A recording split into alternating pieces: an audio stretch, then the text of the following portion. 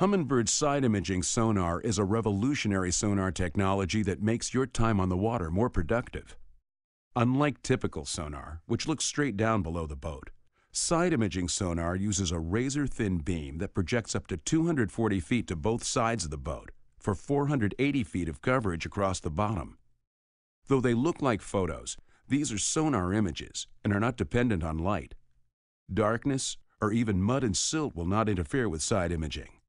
Natural structure, submerged wreckage, boats, automobiles, and even schools of bait fish show up in Humminbird side imaging sonar returns. In addition, you can run your Humminbird in fresh or salt water, in depths as shallow as 2 to 3 feet.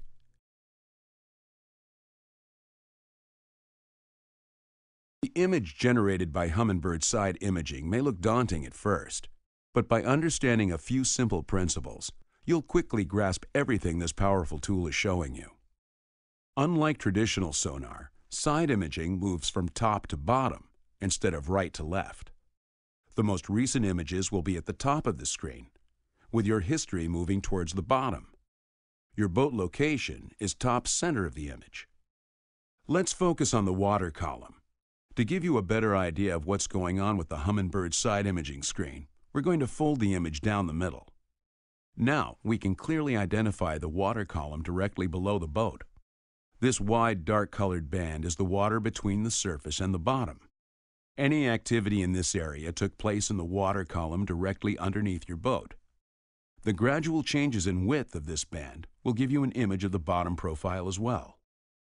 Next, we'll again fold the screen where the water column meets the bottom. At this point, the sonar is identifying structure to the left and right of your boat. Rising and falling terrain, rocks, timber, and man-made structure will all be visible along the bottom in picture-like detail. This simple 3D visualization makes the Humminbird side imaging screen incredibly easy to understand.